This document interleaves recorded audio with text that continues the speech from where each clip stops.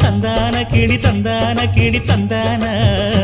அட தந்தான கிளி தந்தான கிளி தந்தான